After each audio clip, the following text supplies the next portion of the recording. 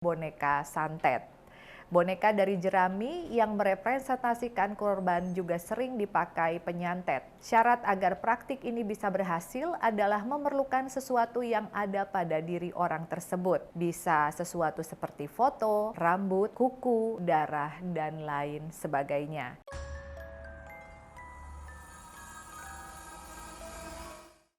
Halo teman-temannya Furi, ketemu lagi di sesi mitos ya. Kali ini kita akan membahas tentang 10 jenis santet yang biasanya dikirim kepada seseorang.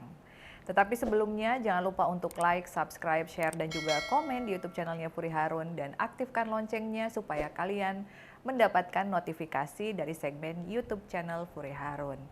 Nah, berbicara tentang santet, di sebelah Kak Furi juga ada boneka voodoo ya, yang bisa kalian adopsi di Instagram Boneka Furi Harun account, atau untuk yang nggak punya Instagram bisa WhatsApp ke nomor admin 0818 04317777 ya, hanya menerima WhatsApp saja. Pasti banyak yang bertanya-tanya, kenapa sih sekarang Mami udah jarang ngonten? Sebelumnya Mami mau mohon maaf nih karena banyaknya kesibukan sehingga tidak ngonten beberapa waktu lalu. Tapi tenang, di tayangan kali ini nih, semoga bisa mengobati kerinduan kalian yang sudah lama menunggu konten dari Mami Furi Harun. Menyikapi maraknya film horor di bioskop yang bermunculan sekarang-sekarang ini, kita akan membahas film Sosok Ketiga yang diproduksi oleh Agung Bentuk Manajemen ya, Leo Pictures, dan juga dibintangi oleh Celine Evangelista dan Samuel Rizal. Namun yang lebih akan kita bahas adalah tentang teluh atau santet dari istri tua ke istri muda. Teluh merupakan serangan ilmu hitam untuk mencelakakan orang lain, dan biasanya mereka juga memakai media jin atau makhluk halus sebagai perantara atau kurir. Di zaman yang serba canggih sampai dengan saat ini, sulit dipercaya karena ada sebagian orang yang masih menggunakan praktik ilmu hitam seperti pesugihan, santet, sihir, susuk, dan lain sebagainya. Karena seperti yang kita ketahui, ilmu-ilmu gaib ini sendiri memiliki berbagai tujuan, mulai dari menambah kekayaan, ada yang ingin terlihat jauh lebih menarik sampai mencelakai orang lain dengan tujuan balas dendam. Tapi yang pasti, apapun praktik ilmu hitam yang dipilih, biasanya dalam prosesnya kerap melibatkan perjanjian dengan jin, dengan syarat ada tumbal melalui perantara dukun dengan ilmu tertentu. Tahukah kalian bahwa sebenarnya santet bisa digolongkan ke dalam sains, dikenal dengan nama pseudoscience, yaitu pengetahuan, keyakinan, atau praktek yang diklaim ilmiah namun tidak ada bukti yang jelas untuk mendukungnya. Mami juga baru tahu ya, sekarang santet udah masuk ke dalam ilmu sains. Sebagai pengetahuan, santet seringkali dilakukan dengan cara mengirimkan benda atau media tertentu kepada korbannya.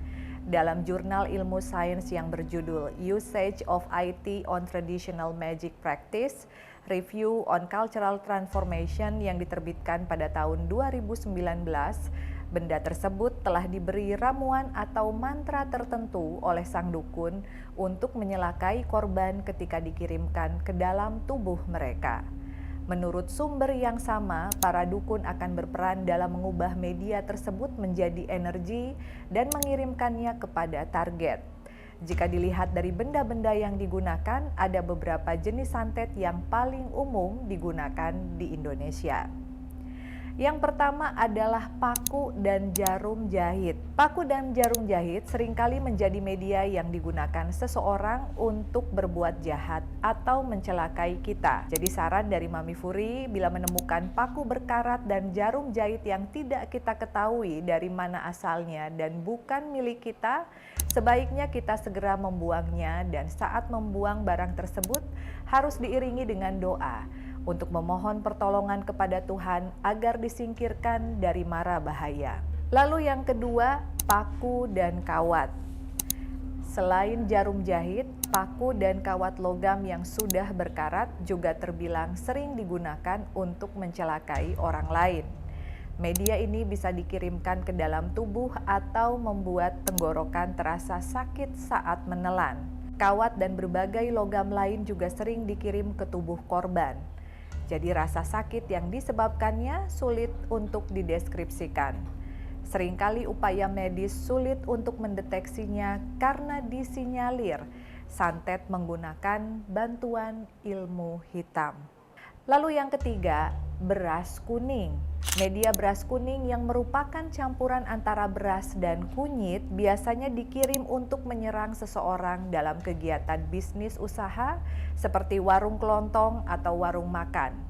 Bila di tempatmu menemukan barang ini, segeralah sapu dan guyur dengan air sebanyak-banyaknya, sambil berdoa agar diberi perlindungan dijauhkan dari mara bahaya.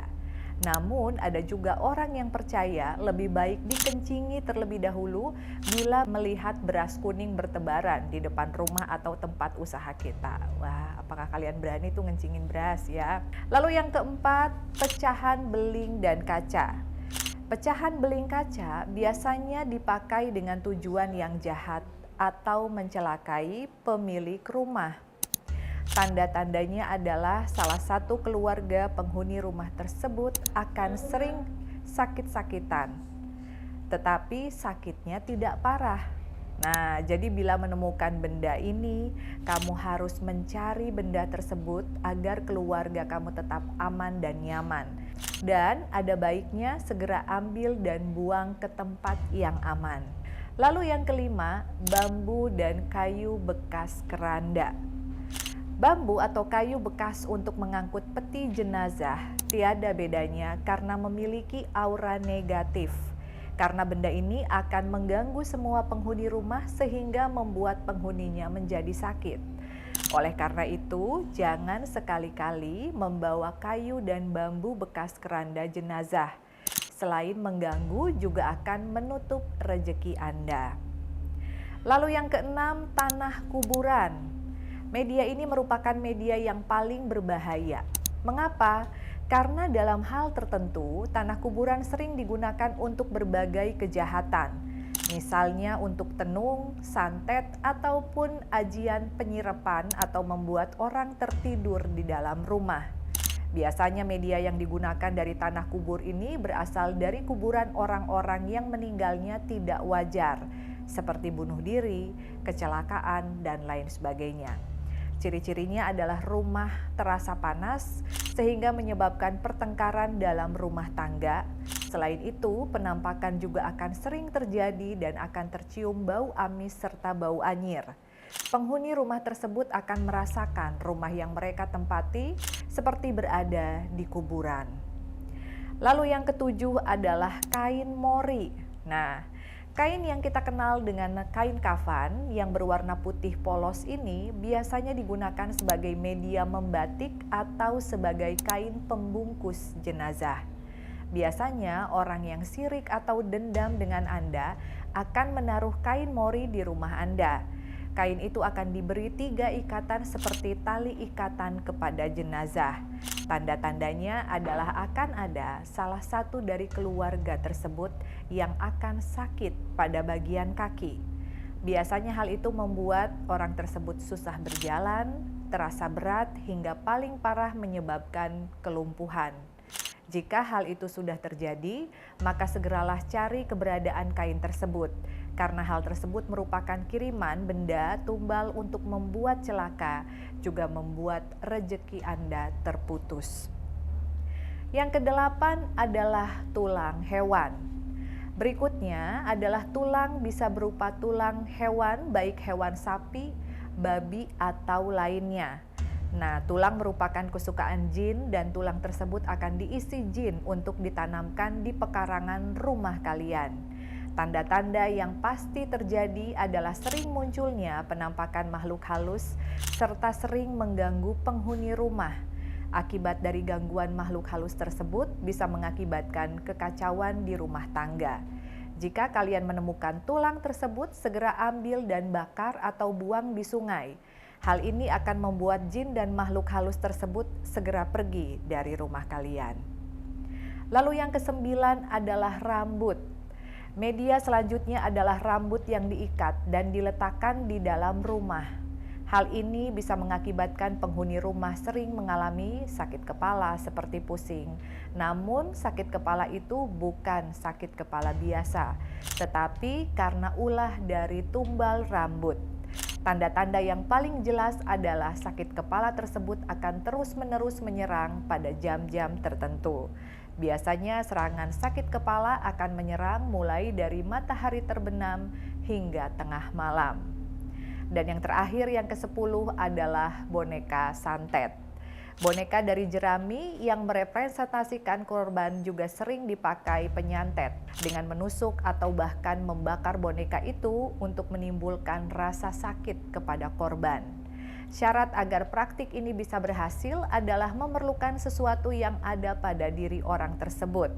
Bisa sesuatu seperti foto, rambut, kuku, darah, dan lain sebagainya. Nah, ini di sebelahnya Kak Furi ada boneka modelnya seperti boneka santet. Tapi tenang aja, ini bukan untuk disantet orang ya, menyantet orang, melainkan hanya sebagai benda seni ya. Seperti itu teman-teman, dan jangan lupa yang ingin nonton film Sosok Ketiga bisa nonton di bioskop mulai 22 Juni 2023. Dan bagi kalian yang memiliki banyak pertanyaan seputar santet atau pengalaman di santet, kalian bisa share di kolom komentar. Ya, cerita yang paling menarik akan kita bahas di tayangan YouTube channel Furi Harun selanjutnya. See you on the next episode. Bye-bye.